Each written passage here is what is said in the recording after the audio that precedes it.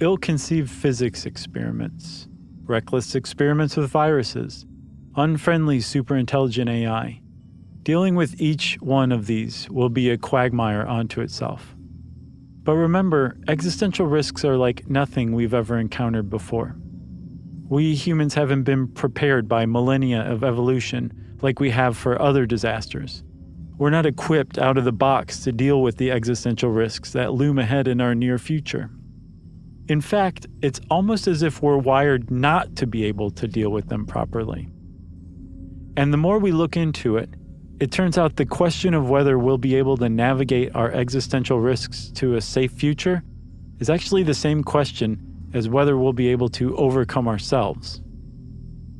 But for the moment, let's leave all that and go inside your body instead.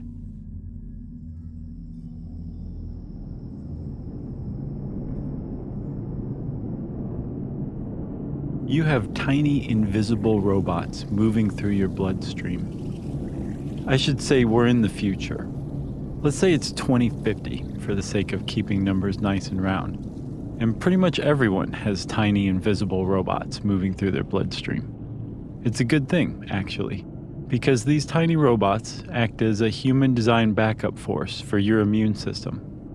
You took them in a pill back in 2047, and the moment you popped that capsule into your mouth, your healthy life expectancy increased by 100 years.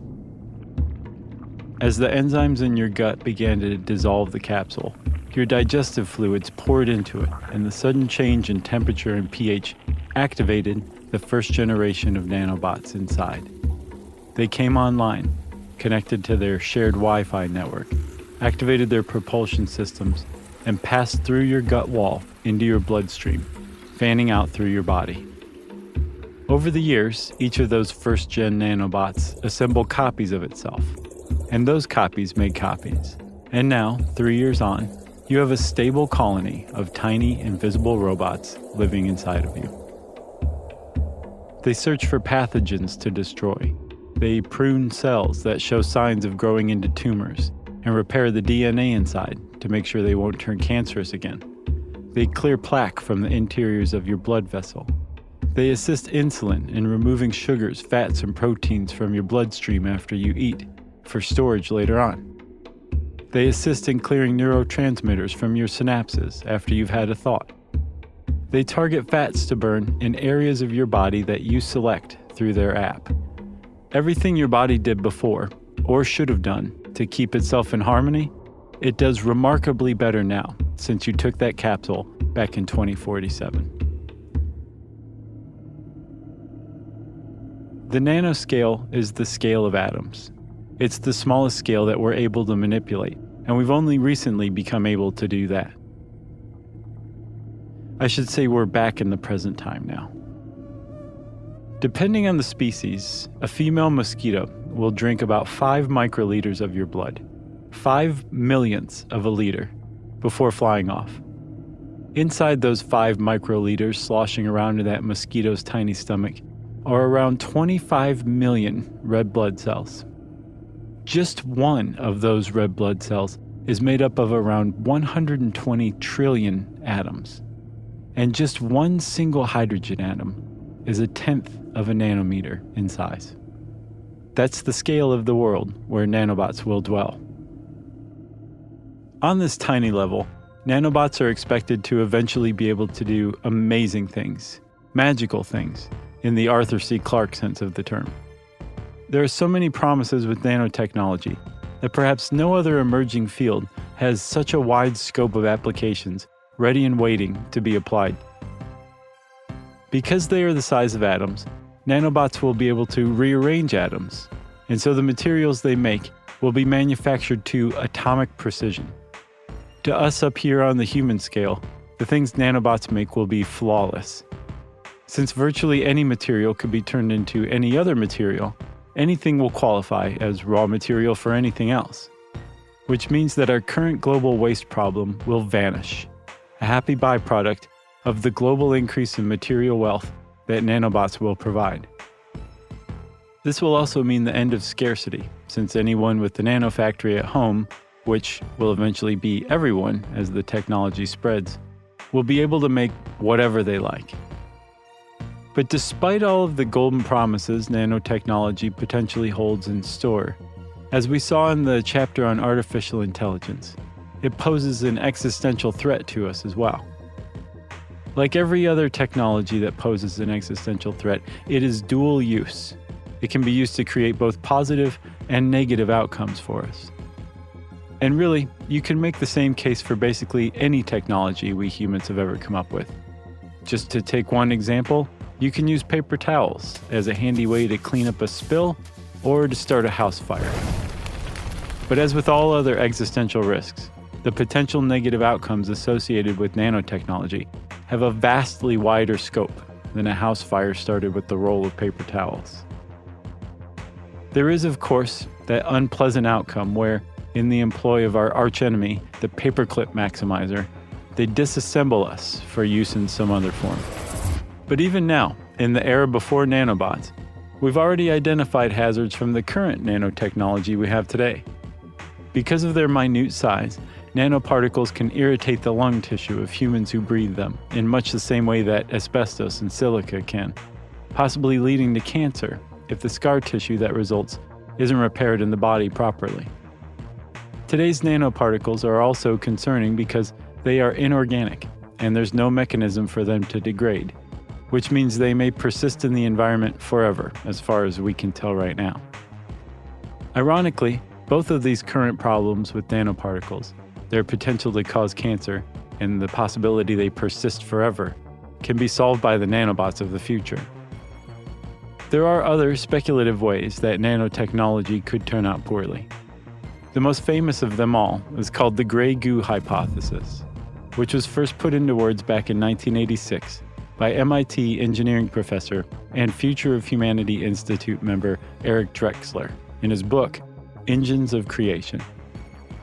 Gray goo, as Drexler's pointed out, is a possible outcome from a poorly considered nanotech design, where nanobots capable of replicating themselves and able to sustain themselves using energy harvested from the environment, say from plant material, would be able to exist outside of our control. At a certain point, they might enter a runaway, exponential population explosion, where their numbers grow so massive that they collectively become visible to us as what would seem like a fluid, gooey substance, actually made up of untold numbers of nanobots, all feeding on our environment, eventually overwhelming Earth and ruining the global biosphere, not to mention resulting in the eventual extinction of humanity. Drexler has since publicly denounced his gray goo hypothesis, pointing out that it could only arise from an obvious and foreseeable flaw in design, not some sort of trait that's inherent in nanobots.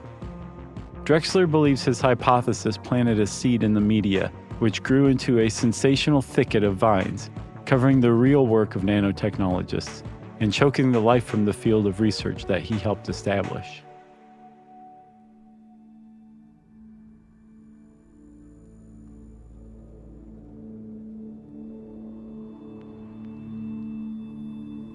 A future event like gray goo eating the world from around us would qualify as what existential risk philosopher Nick Bostrom calls subsequent ruination. Things start out for us just fine with the technology that we've built and mastered, but it somehow takes an unexpected left turn, and things ultimately end up rotten for us because of it, resulting in our eventual extinction. Bostrom wasn't the first philosopher to think about existential risks, but he innovated how we see them. Here's Bostrom's colleague, philosopher Toby Ord. Thinking about existential risks really started in the 20th century with the advent of nuclear weapons and the threat of major nuclear war. In the 1960s, Bertrand Russell wrote about the threat of human extinction due to nuclear weapons.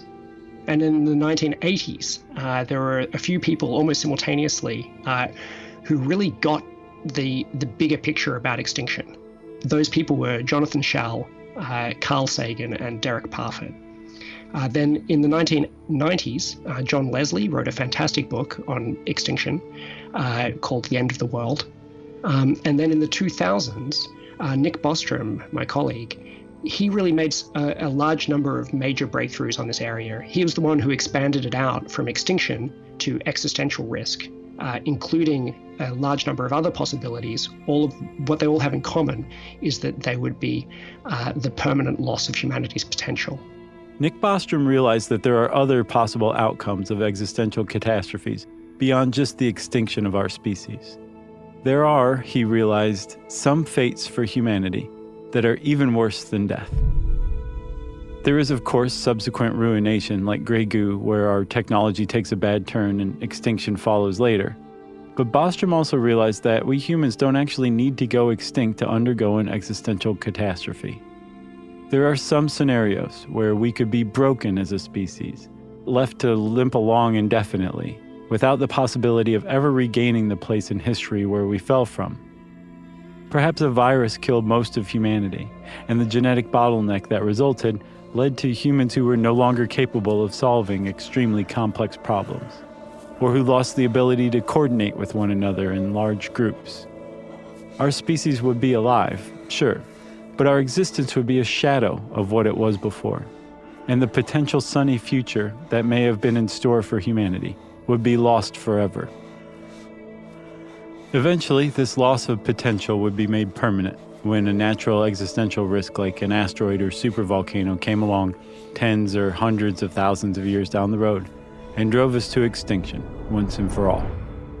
Bostrom calls this kind of scenario permanent stagnation, where the existential catastrophe comes long before extinction. It's a kind of catastrophe from which we could not recover. A possible end to the human story. Some way to permanently lock ourselves into some radically suboptimal state. There's also flawed realization. An algorithm we create growing super intelligent beyond our expectations and running amok is an example of that. It's akin to subsequent ruination, but without giving us even the brief period where we get to enjoy the full benefits of the technology before things go badly for us because of it.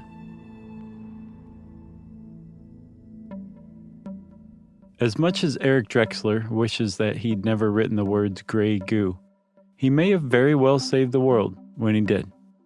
For better or worse, for the people currently working in the field of nanotechnology, he identified a potential catastrophic outcome that we can plan to design against. One of the great benefits of thinking about the existential risk nanotechnology poses is that it's still in its infancy as a field and can be guided in safe ways so that when we do live in a world of nanobots, we can be assured that they won't pose a threat then or down the road. But how do we get there? How do we plan for a technology that doesn't actually exist yet, in a field of research that only a minute fraction of humans actually understand and feel qualified to talk about? How do we manage the media's understanding of the issues surrounding the field so that it doesn't cause unjustified panic among the public, which could turn against it and choke the life from it once and for all? And just as important, how do we ensure that the corporate and academic labs working on nanotechnology don't pursue dangerous lines of research and design?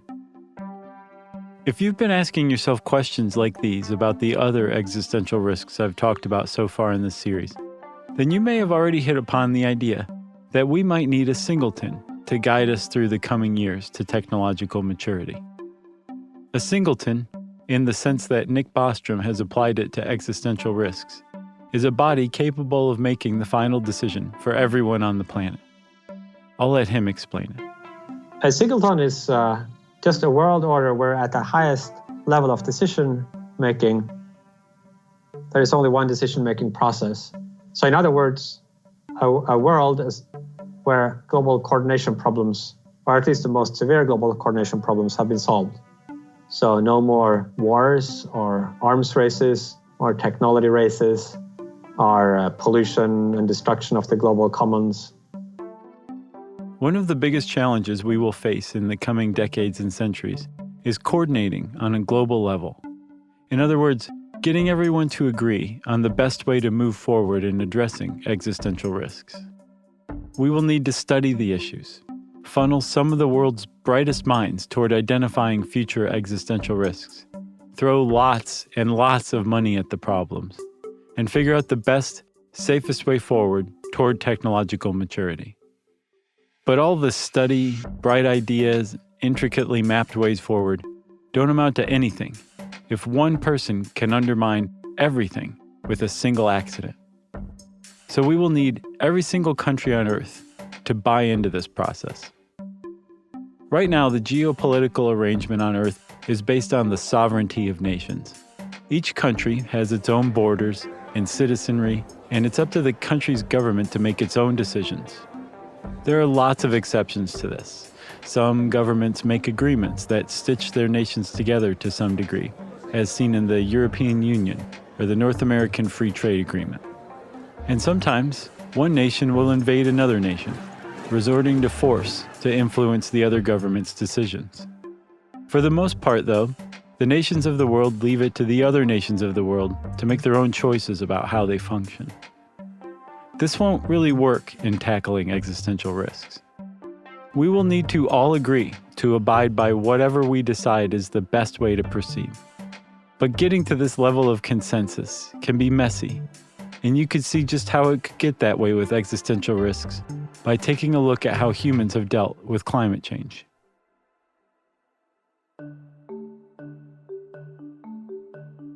The Intergovernmental Panel on Climate Change, the IPCC, is an offshoot of the United Nations that was set up back in 1988 to study climate change and provide the world's governments with the best science about the issue and how to tackle it. An issue like climate change requires international cooperation because climate change affects everyone.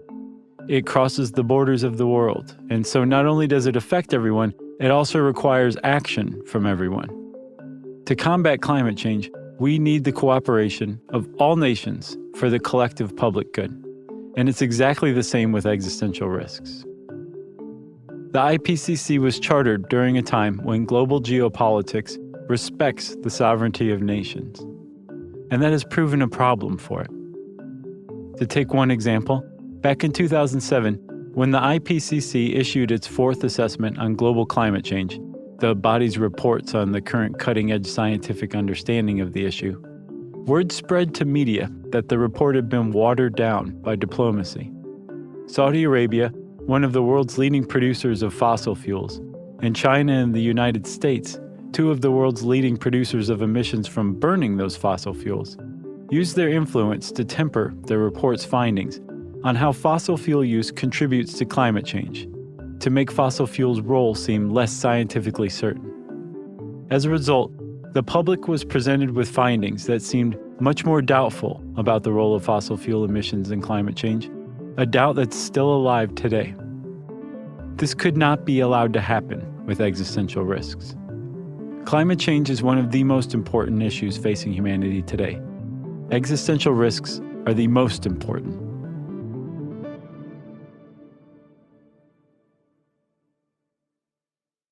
So how do we create a body that's immune to diplomatic and economic pressures of countries as strong as the US, Saudi Arabia, and China? The answer is a singleton. Our hypothetical singleton could arise from an international body organized to study and deal with existential risks.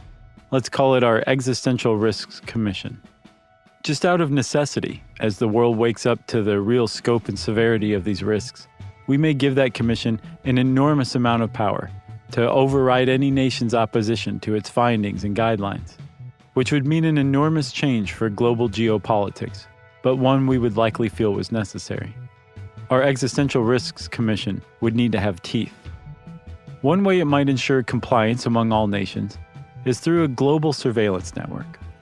We would need to keep tabs on all the scientists who work in fields that pose an existential threat to make sure that they weren't secretly working on designs or experiments the Commission deemed too risky to pursue. Same goes for corporations that make products that use risky technology. Our Commission would need to keep tabs on everyone, really, to monitor for signs of a black market developing in banned technology. So each government would be required to set up a surveillance network within its own borders, and the Existential Risks Commission would have access and ultimate control over all of them. It should probably also monitor each nation's government as well.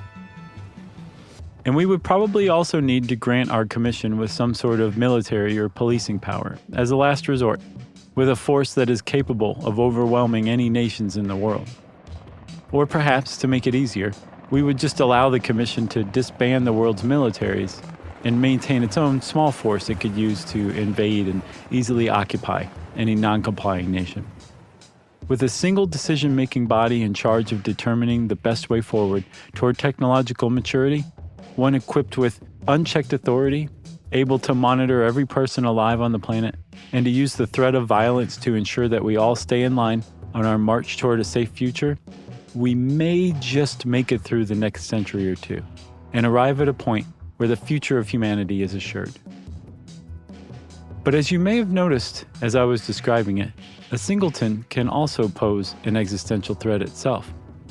That same global body we create to manage our existential risks could easily become totalitarian, forming a permanent global dictatorship that no future generation could possibly overthrow. And it's about here that you might start to feel like no matter what we do, humanity is doomed.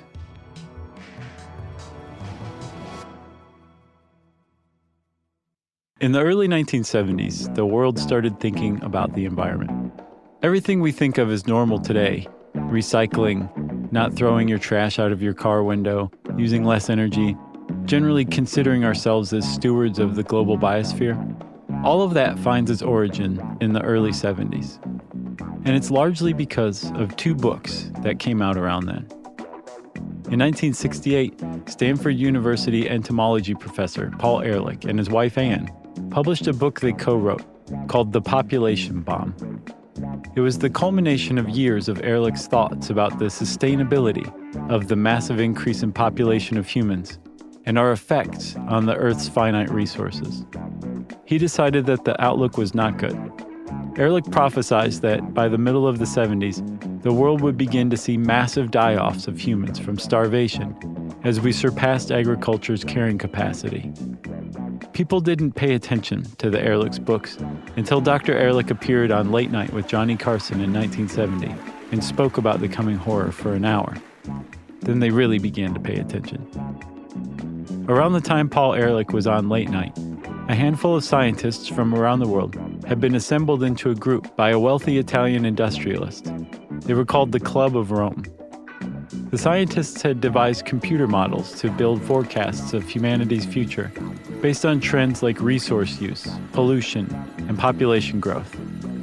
They saw pretty much the same doom in their crystal ball that Ehrlich did: mass starvation, collapsing society, widespread pollution, and the attendant negative impacts on health it carries. The only silver lining to the Club of Rome's report, which they called The Limits to Growth, was that we had perhaps until 2100 before we saw the worst of it. Both books and the media's coverage of them got the world's attention. But this was not a new idea. The Club of Rome and Paul Ehrlich followed in the tradition of Thomas Malthus, the 18th century clergyman and demographer, who was the first to write about the limits of agriculture. Malthus pointed out that while humans can multiply exponentially, the resources we get from the earth, what we call natural capital, do not. Which means that because of our propensity to place an emphasis on growing our species, we humans are essentially doomed to outstrip Earth's resources at some point, including, as Malthus pointed out, our food supply. In the mid-60s, before Ehrlich's book was published, there was widespread famine in India, and during the 70s and 80s, there were additional widespread famines in the Horn of Africa. But if anything, the population bomb is the story of a global catastrophe that was averted. As bad as the famines around the world have been, things could have been much, much worse. Unbeknownst to most of the world, 30 years before the population bomb and the limits to growth were published, a few groups like the Rockefeller Foundation began working to figure out how to expand the carrying capacity of agriculture. And they were successful, thanks in large part to a man raised on a farm in Iowa named Norman Borlaug.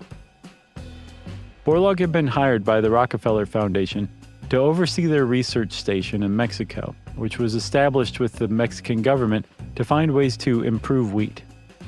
It's difficult to think of any kind of work that sounds more boring than improving wheat, but Borlaug managed to do just that. He improved wheat, and today, he is widely and frequently credited with saving the lives of 1 billion people who would have otherwise starved to death without it. Borlaug's high-yield wheat and an improved type of rice that was developed at the same time at another research station in the Philippines could triple the amount of grain a single plant could produce, which means that farmers could suddenly get 3 times more grain from the same amount of land. So both the food supply and the income of much of the world's global poor increased dramatically in a very short time, which means that the world was saved. Between 1970 and 1975, the amount of rice produced in Asia grew by 100%. It doubled. In just a few years, the needle on Earth's carrying capacity for agriculture moved from quivering worryingly at the red line along the end of the dial to somewhere comfortably back around the halfway mark.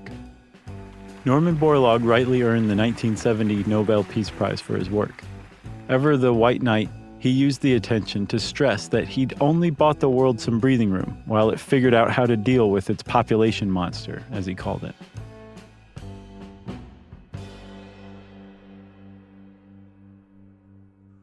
The story of how Norman Borlaug defused Paul Ehrlich's population bomb pretty well gets across the idea of what's called techno-optimism. Techno-optimism is the full faith some people place in technology to get us out of any jam. Really, it's faith in human ingenuity. One proposal for dealing with global warming brought on by climate change is to add aerosols that reflect solar radiation into the atmosphere. We would, in effect, be bolstering the atmosphere's ability to already do this, lending a very important natural process a technological hand. This would actually be a comparatively easy task. We could do it with current technology. And so a techno-optimist would say we probably don't need to worry much about global temperatures from climate change, since we already have a way of inventing a solution. But what if 100 years from now, we find that those aerosols we've added are working too well? Global temperatures are actually starting to drop, and our crops are in danger of failing worldwide. No problem. 100 years from now, we will almost certainly have mastered nanotechnology. We can just deploy them into the atmosphere to deal with the issue. We could probably program them so they not only disintegrate the aerosols, they could also rearrange them into a different type of aerosol, like black soot or sulfates, that absorb sunlight, which would heat the globe back up more quickly so we could avoid those widespread crop failures back on Earth. In fact, now that we think of it, we might as well just leave the nanobots up there to keep tabs on global temperatures and adjust the atmosphere's ability to absorb or reflect solar radiation at any given moment. Kind of like how they'll eventually keep our bodies humming along in an optimal state. But what if our nanobots turn out to not have been designed perfectly, and they end up entering a runaway replication scenario, like the gray goo hypothesis, or something worse? At this point, most techno-optimists would pinch the bridge of their nose and try to muster more patience. Gray goo, they might answer, is almost certainly not going to happen. And even if it did, it would be so far off in the future that you can rest assured we would find a way to use some other type of technology we haven't even thought of yet to handle it. The more you drill into any given problem, the more it seems like technology can get us out of it. It has so far, and it probably can continue to in the future. But the fatal flaw of techno-optimism is that it tends to discourage planning and foresight, which I'm hoping that by now in the series you've come to realize is of vital importance. Rather than taking steps to head off the problem today, like reducing carbon emissions, we can instead keep a fairly sunny outlook that we will eventually handle it with aerosols, then nanobots, then something else we haven't even thought of yet. The problem, though, is that if any link in that chain breaks down, if the innovation doesn't work or it comes too late, then we've missed our chance to avoid the crisis. And there's another issue with techno-optimism. Sometimes our solutions to the problem actually make things worse. You would be hard-pressed to find a person alive that faulted Norman Borlaug for his work. But the Green Revolution, the expansion of agriculture's carrying capacity that he midwifed, requires farmers to use enormous amounts of fertilizer and irrigation, which tends to cause runoff to waterways that absorb the nutrients themselves, harming the aquatic ecosystems. This intensive farming also depletes the nutrients in the soil, which means that today, decades after Borlaug's wheat made its debut, farmers put in more fertilizer than ever before, while the amount of food they harvest has plateaued. To put the icing on the cake, the fertilizer requires large inputs of energy to produce, which in 2011 amounted to emissions of about 6 billion metric tons of greenhouse gases from the world's farm, or about 13% of the global total. Rather than taking the breathing room Borlaug gave us to deal with the underlying issues we have, the collective techno-optimism it brought on encouraged us to just kick the can down the road. Well, we've come upon the can again. Hopefully we'll figure out a way to kick it. Those unwanted knock-on effects of the Green Revolution, of techno-optimism, even that hypothetical singleton I talked about earlier, they form the basis of an argument against taking steps to mitigate existential risks. Doing something could possibly make things even worse. You could call this the Gilligan effect. Oh no! Skipper! Helpfulness results in calamity. It is, perhaps unsurprisingly, not the only argument people make against taking existential risks we face seriously.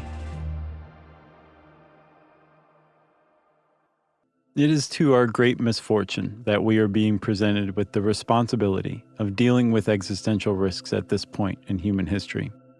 It was only perhaps 50 to 100,000 years ago that humans started being born with the full package of behaviors and intelligence that make us uniquely human. Our ability to reason and think abstractly, to imagine different futures, our ability to organize.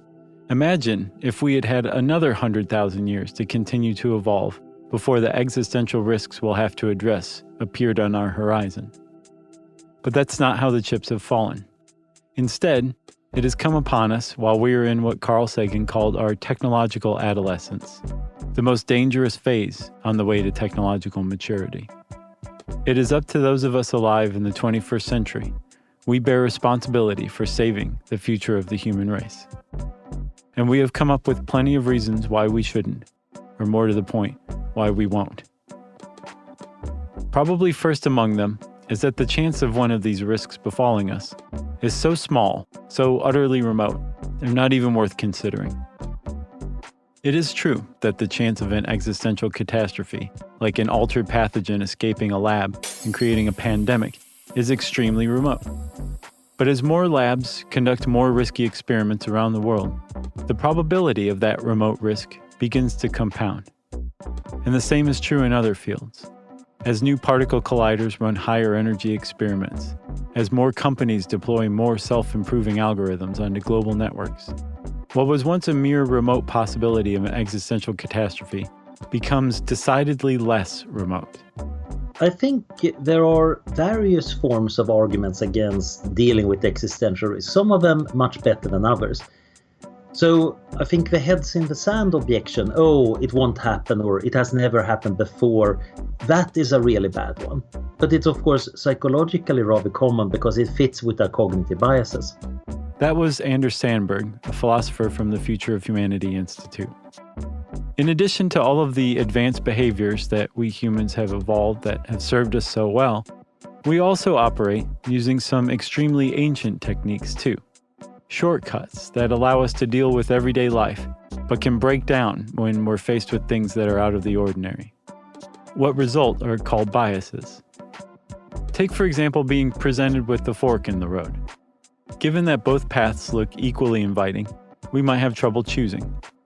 But say we've been presented with the same decision elsewhere, with other forks and other roads before, and we've usually taken the left path. Since nothing bad happened to us all those other times we've chosen to go left, we would feel pretty sure nothing will this time either. So we head down the left path this time too, whistling without a care in the world, totally unaware of the family of hungry bears ahead. Our cognitive biases can make us overconfident, suspicious of new things, optimistic, pessimistic, frozen with indecision. We are, you could say, a little hamstrung by them. But even when we manage to overcome our biases or set them aside, which we will need to when we're dealing with existential risks, there are still plenty of other reasons we can come up with to avoid addressing them. For one, even discussing this type of risk can be dangerous. Such talk can have a chilling effect on a field that's struggling to establish itself, as Eric Drexler found when he let the Grey Goo genie out of the bottle in Engines of Creation. Talking about things like AI becoming super intelligent and taking control of our world can really go a long way to turning the public off from the idea of scientists working on building self-improving thinking machines. Besides, as most machine intelligence researchers will point out, at this stage in its development, the field is capable of producing a machine that's perhaps as smart as a 3-year-old. Or even if it is advanced, it's advanced at just one thing, like finding patterns in medical charts or identifying cat pictures. We don't need to worry about AI, in other words. This argument seems short-sighted. If it is the case that we're at a point where we can still fully control our artificial intelligence, then now is the best time to plan for the potential future outcomes they might bring, so that we can ensure as best as we can that they'll continue to remain under our control. It's probably not the best idea to wait until tomorrow, simply because they don't pose a threat today. Here is Oxford philosopher Sebastian Farquhar. If we had started working on really small nuclear explosives in the 1880s and thought that we could sort of maybe see a way to scale it up to weapons with vastly more explosive power than we'd ever imagined before. But it wasn't quite clear that it was going to work or not. I think it would have been irresponsible at that point not to invest at least some thought in what would happen if nuclear weapons did reach the stage that they reached in the 40s. And so that's sort of where I see us now, is not confidently saying super intelligent AGI is around the corner, but rather saying, this might be a turning point for intelligence on this planet. And if that turning point is around the corner, it would be useful for some people to start laying the groundwork for making that turning point safe. But it's difficult to fault people who work in fields like AI and others, the very same people who witness firsthand the extremely slow and frustrating progress in the state of the technology that we on the outside don't see. Not to mention, it's their careers that are on the line if the public turns cold to their field. People who work in AI, nanotechnology, particle physics, and other fields that will eventually emerge have dedicated and will dedicate their adult lives to this research. Currently, we rely on these same people who are working on the science and technology that may pose an existential risk to tell us whether they're safe or not, which puts the whole world in a very difficult position. Here's Eric Johnson, the law professor who investigated the potential risks posed by particle colliders. I don't think there's any particle physicists out there who are mad scientists bent on destroying the Earth. They're good people, and there's none of them who are sociopaths who would knowingly put the Earth at a big risk of being destroyed. But there's a question about when you're making these subjective judgments about how to build this model. If you are self-interested, if your employer, if all of your friends, if your whole professional life is built around this community, this project, are you likely to go a little easier on the risk assessment than someone else might be? And I think that that's an open question. I think it's a fair question. In addition to careers, there's also money at stake. Not just public funding for research projects at universities, but perhaps most intractable of all, corporate profits. Scaring the public can cause these funds and these profits to dry up, which has a real-world effect, like people losing their jobs and fields of research freezing over. It's happened before. In October 1993, the U.S. Congress effectively shuttered the American physics community when it cut off funding for the superconducting super collider, a particle accelerator outside of Dallas. It would have had a track almost 4 times the circumference of the Large Hadron Collider, and would have been capable of achieving particle collisions at 3 times the energy of the LHC. It would have been a landmark particle collider, one with power that we still haven't reached today. Would have been, but it never had the chance to, because Congress decided that the project was too expensive and too difficult to understand. So after having spent already $2 billion on the project, Congress withdrew any further support, and the superconducting super collider was never finished. 6 months ago, the Congress voted to terminate the superconducting super collider project. As Eric Johnson explained in the previous chapter, the particle physics community tends to be arranged around the most powerful collider at any given time.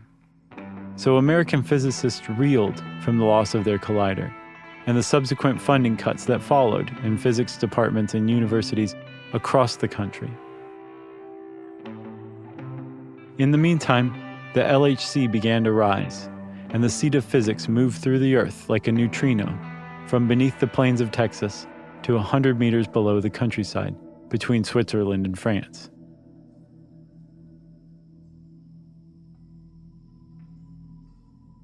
This underscores an extremely important point. The way to alleviate existential risks in the future is to deal with them now.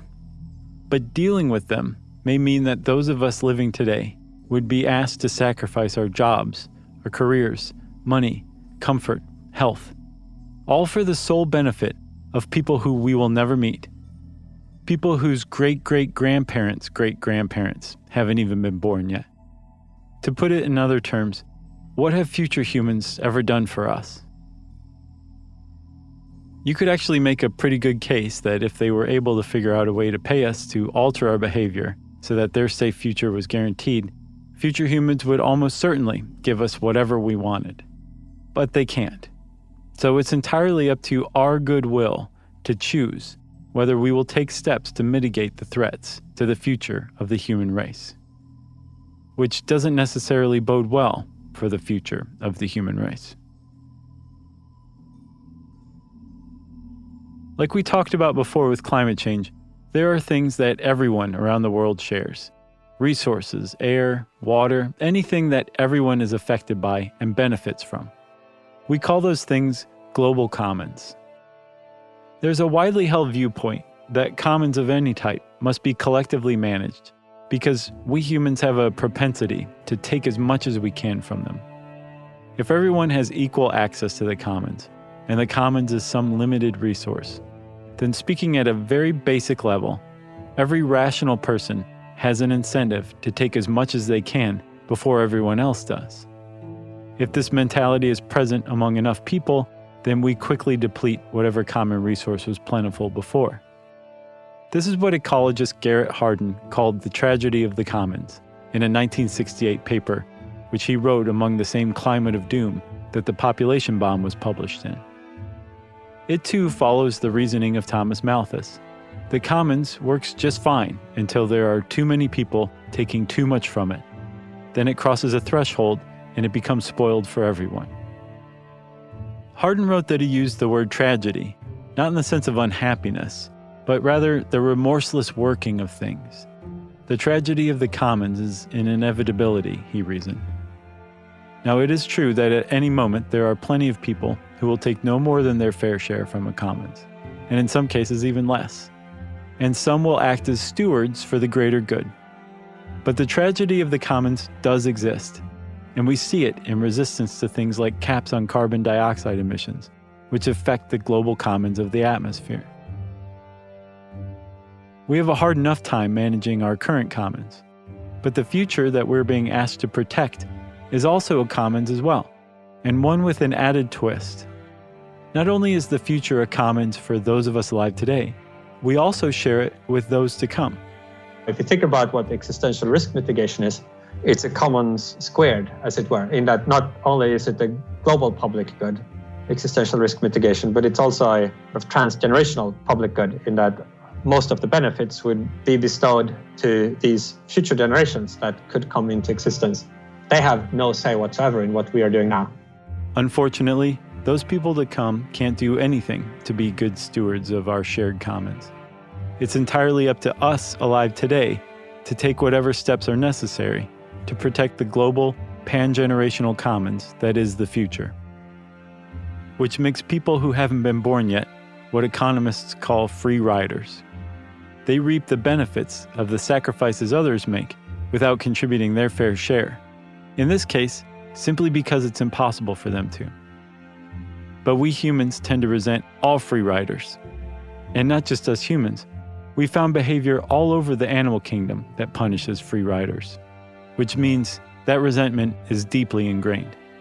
Free riders violate a basic sense of fairness that we hold dear. The trouble is, when people sense free riders in their midst, they tend to cut off their contributions. So everyone loses. We have a lot to overcome if we're going to take on our existential risks.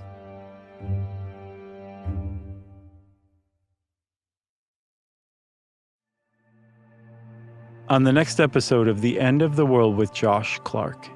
It is possible to take something which is not really part of common sense morality, and then within a generation, children are being raised everywhere with this as part of just a background of beliefs about ethics that they live with. So I really think that we could achieve that. There is hope.